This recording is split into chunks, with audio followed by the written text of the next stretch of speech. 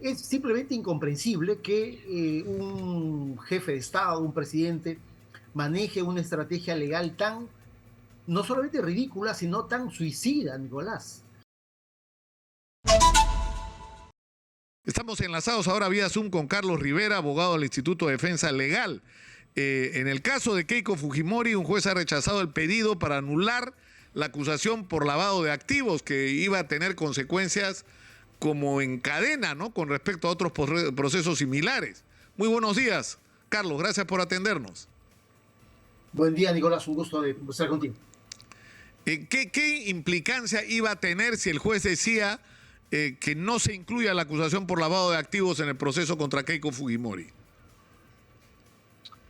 Bueno, una implicancia sumamente seria, ¿no? Porque hay que tener en cuenta que la principal imputación de varias que presentó José Domingo Pérez en la acusación, la principal, sin duda alguna, es el delito de lavado de activos. Es cierto, es delito de lavado de activos bajo la modalidad de una organización criminal, pero sin duda alguna, si el juez hubiese declarado fundada la excepción de naturaleza de acción que habían presentado las defensas de Keiko y de otros acusados, de hecho, hubiese continuado el trámite de la etapa procesal en la que se encuentra, que es la etapa del control de acusación, pero sin duda alguna la sustancia principal de la acusación simplemente se hubiese venido abajo, y eso probablemente iba a generar, sin duda alguna, una exclusión a través de una resolución judicial del juez Zúñiga de todos los implicados, ¿no? Porque no solamente Keiko, sino la más de una docena de personas que están comprendidos en ese caso. Pero no solamente ellos, ¿no? Porque hubiera sentado un precedente además sobre otros casos, ¿no? Como el de Ollantumala y Nadine Heredia. Es decir, esto iba a tener un efecto como dominó, ¿no? Como esas piezas se denominó ese juego de dominó, ¿no? Sí, sin duda. Es cierto que el caso de Humala ya está en una etapa procesal avanzada, ya está en juicio, ¿no? Y ya superó inclusive también esta misma, este mismo mecanismo de defensa técnica, ¿no? Los abogados de Humala y de Heredia y otros acusados también activaron los mismos mecanismos a nivel del juzgado de investigación preparatoria y tuvieron similar respuesta. Y por eso está ya en una etapa de juicio oral, ¿no?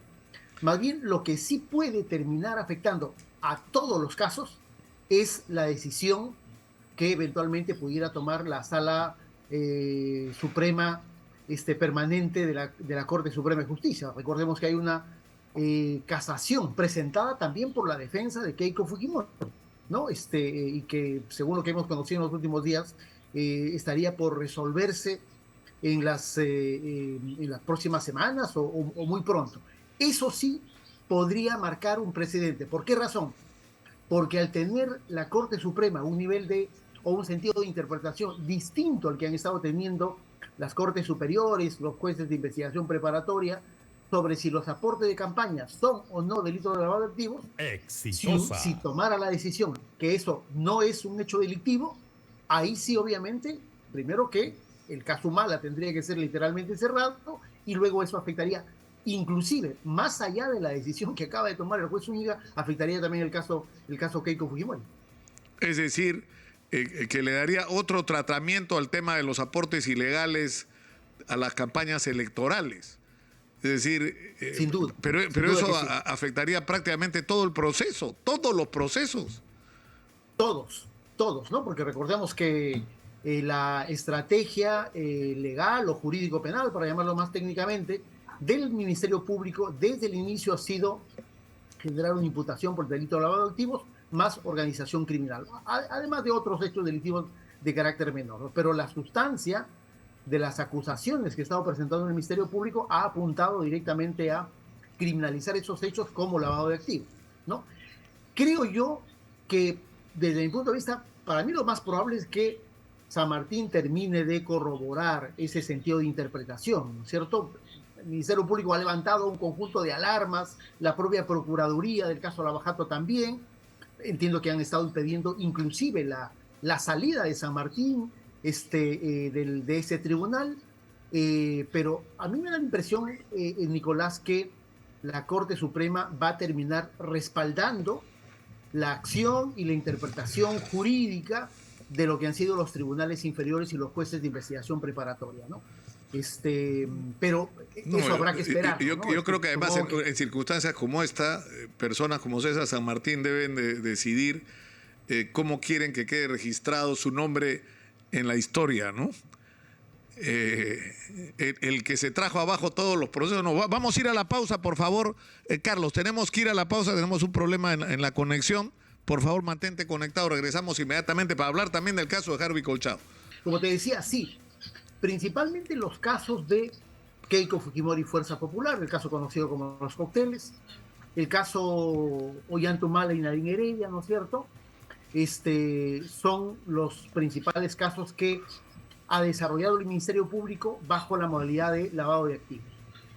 ¿Bajo qué consideración? Bajo la consideración de que el delito de lavado de activos lo que exige es la recepción de dinero de procedencia que el que recibe el dinero debe sospechar es ilícita.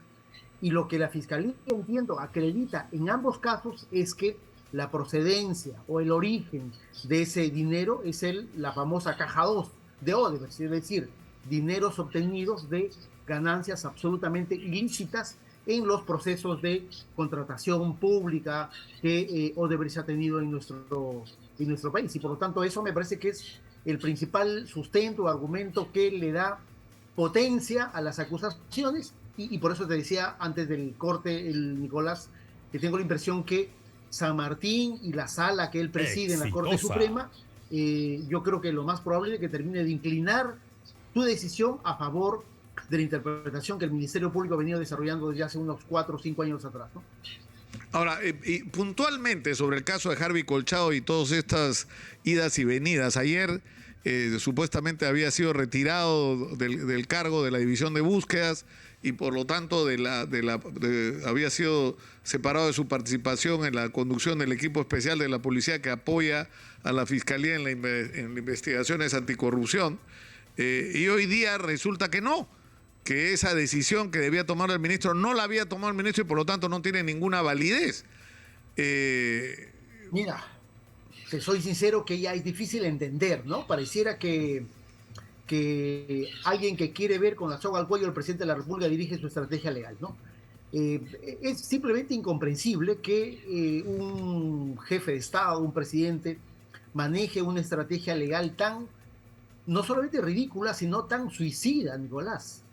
Porque sin duda alguna lo de ayer, que hay que sumarlo a todo lo que hemos conocido en los días anteriores y semanas anteriores, lo de ayer solamente podía calificar de una manera, como un acto de obstrucción o de perturbación de la actividad probatoria. Es evidente que desde el inicio, desde el momento que se conoció que el coronel Colchado iba a dirigir este equipo de búsqueda y que por lo tanto iba a tener una implicancia directa, no por decisión autónoma de Colchado de la policía, sino porque es parte de un equipo operativo que dirige el Ministerio Público. Pero a pesar de eso, sin duda alguna, las baterías de la defensa legal, del propio presidente, se fueron contra Colchado. Y lo de ayer era una suerte de la gota que rebalsaba el vaso respecto de lo que se podría acreditar, que el investigado Pedro Castillo sí tiene el poder y la autoridad suficiente para malograr una investigación, para perturbar una investigación. Claro, Castillo tiene una protección constitucional, no se le puede pedir un impedimento de salida, por lo menos hasta ahora, no se le puede hacer un requerimiento de prisión preventiva, por lo menos hasta ahora, pero creo que eso, lo de ayer, acredita que hay una decisión de intervenir los equipos que están dando soporte operativo a la investigación del Ministerio Público. Y eso en cualquier circunstancia tendría que ser interpretado como un acto de perturbación de la actividad probatoria. Probablemente esa reflexión es lo que me parece que pasada la 1 de la mañana hace que el ministro del Interior emita un pronunciamiento señalando de que él no ha tomado esa decisión, que aparentemente sería el viceministro, pero es un verdadero desbarajuste lo que está ocurriendo, cuyo único resultado, yo te podría decir, es que se está malogrando la situación y la condición legal del presidente de la República en el curso de las investigaciones. No veo otro resultado que en el curso de esa investigación se pueda tener con estas idas y venidas. O sea, si la intención es proteger al presidente, el resultado es más bien contraproducente, ¿no? No le han hecho ningún bien el día de ayer con esta decisión.